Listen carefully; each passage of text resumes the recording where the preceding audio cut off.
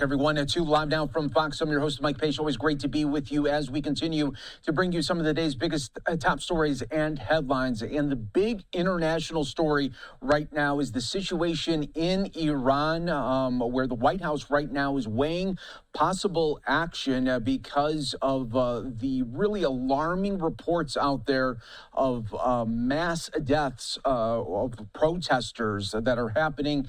And some of those reports have the numbers into the thousands. We're waiting for more confirmation on that. But let's go right outside to the White House. That is where we find Fox News correspondent Rich Edson joining us here with the latest. And Rich, we just heard from President Trump on this matter.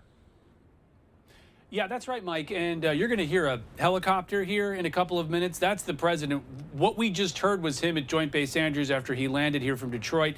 He gets on the helicopter. He lands on the south lawn of the White House. We'll see if he talks again. He's been talking an awful lot about this today. But the major thrust of all of this is that he says he's going to get back to here at the White House. He's going to get a report from his security and intelligence officials, who, by the way, have been meeting here at the White House since this morning. 2 separate meetings that we've confirmed with Vice President J.D. Vance, Secretary of State National Security Advisor Marco Rubio, and other top intel officials about what exactly is going on inside Iran. We know that information coming out about how many people the regime has killed is somewhat spotty. We've seen reports that the U.S. government is looking at a confirmation of hundreds of people that have been killed, but that number could be much, much higher because it's very difficult to pin that down since Iran shut off the internet. The U.S. doesn't even have an embassy there, hasn't had one there since the late 1970s. So when you look at all of this, they're trying to figure out exactly what the death toll is, what the momentum is, what it's looking like in Iran. And look, President Trump drew a red line. He said that if Iran's killing protesters, that the United States will act. Well, Iran is killing protesters. We do know that much, at least. The question is really how many protesters are they killing and how many are dying each day. So as the president examines all these issues, according to officials, his top security officials are meeting today to try to figure out or present the president with options as to how he can respond to Iran in all of this, whether they're talking about military strikes like the U.S. did against Iran's nuclear program over the summer, whether it's more economic issues, maybe a cyber attack. We're not quite sure yet. Doesn't seem like the president's quite sure yet. He's about to head on into the White House and start to figure that out. Yeah, Rich, it seemed like as soon as he's going to walk back into the White House, that he'll be getting this report and update. And it seems like we could be hearing about major updates coming out of Iran pretty soon. Absolutely. And a lot of these events, they tend to move very quickly, whether it's what the president telegraphs and actually following through. I mean, just a couple of weeks ago, we thought something was going to happen with Venezuela. The U.S. had a military presence there for some time. And then all of a sudden we get word that the then president, Nicolas Maduro, had been captured by American special forces overnight. So could that happen here? Absolutely. Not quite sure what the thinking is from the White House and how far they want to go. There is a report out of Germany, or comments out of Germany, from Friedrich Merz, the chancellor there, who says that he believes that regimes that oppress their people don't have much time, and he thinks it's only a matter of weeks, perhaps, or even days that the Iranian regime has. There are those on Capitol Hill who are either supportive of the president's judgment. Many of them are clearly Republicans. The Democrats are saying, you just took that event live with the Senate Minority Leader Chuck Schumer, who said he wants some briefing and input and discussion if the president takes any type of military action against Iran. And there are just questions about how fragile or brittle the regime in Iran is.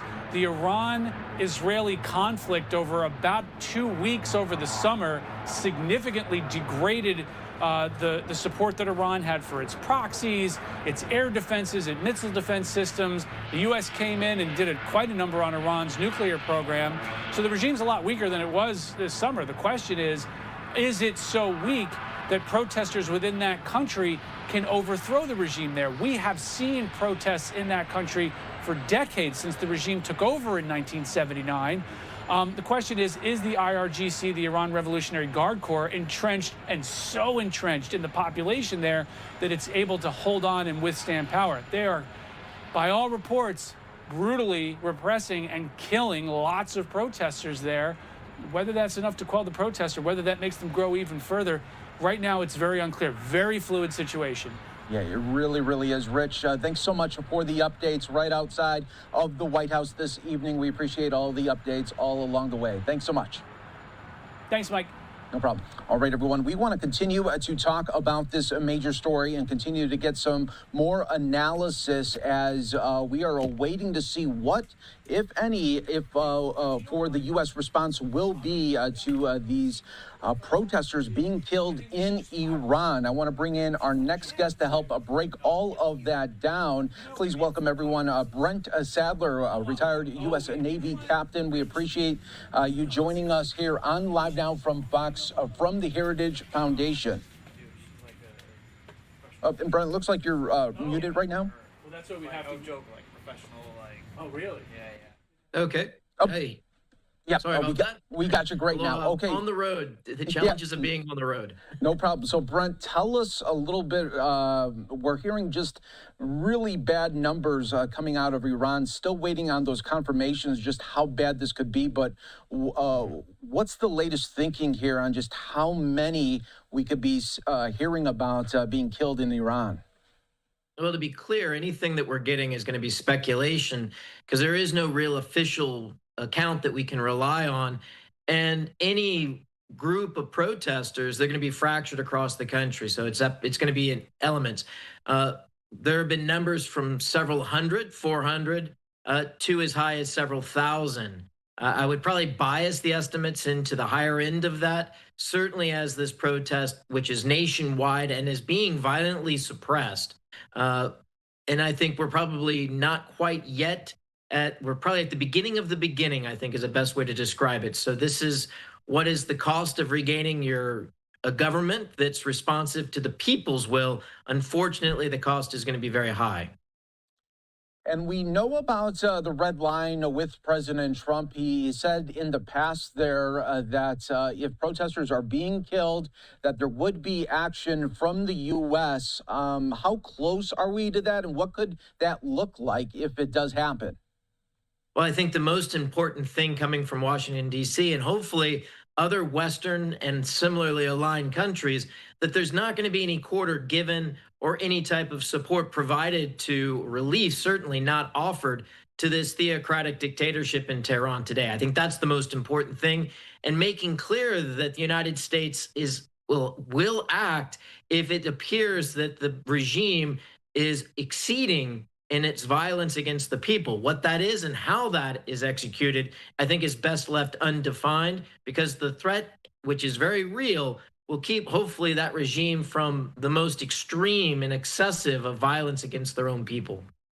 And let's talk about what the situation right now on the ground is. We're talking about food and water that is scarce, communication obviously very hard right now. What else is happening likely here on the ground? Well, earlier reports, as some of these protests were in some of the major port cities, and again, this comes down to energy. China buys the vast majority of Iran's fuel and also relies on it's their largest source of imports of energy to China. And there have been interruptions of supplies to keep the lights on and the plants moving and to load those tankers with fuel bound for China. So there have been reports of that both at Karg Island, which is the major point of departure for petroleum, but also port operations in Bandar Abbas, and also naval operations are being impacted, or at least ships having to get underway to get out of ports, ostensibly to avoid the protesters. And if we did see any action coming from the U.S., would it be just the U.S. alone, or would other countries be joining in? Hopefully, it's more than the United States. Clearly, there are other Western countries that have similar interests. Many of them, democracies, have a large Iranian diaspora, which are a diaspora because they fled when the Shah of Iran was deposed in 1979. So hopefully we'll have more. There's no clear, it's a little, and I think it's probably best that there won't be many details given on what actions are being considered or taken. But clearly the solidarity amongst like-minded countries, we're starting to see it with ambassadors from Iran being called to explain themselves in the crackdown in countries across Europe and the United States, of course.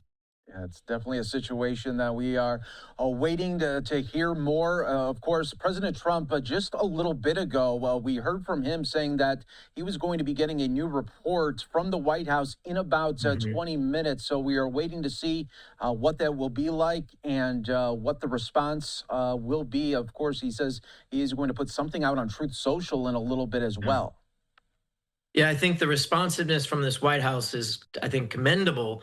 But we also need to be very careful that the last time Iran went through a revolution that changed its government, it took a year of protests like this. And that was well before the internet and social media. I think probably the most important thing that can be done is to make sure that the message and the pictures, the image, and the testimonies of the people on the streets in Iran get out of the country. Despite the best efforts of the regime to lock down access to information, I think we need to be focused in on maximizing access to information and communication by the Iranian people with the diaspora and to our wider media. All right, Brent Sadler, thanks so much for joining us here on Live Now from Fox. We always appreciate the analysis, and we'll continue to keep an eye on this major story. We appreciate it right here on Live Now from Fox. We'll take a 2-minute break, everyone. We will be back talking about the communication right now in Iran and how Elon Musk is trying to help. We'll have it for you coming up next on Live Now.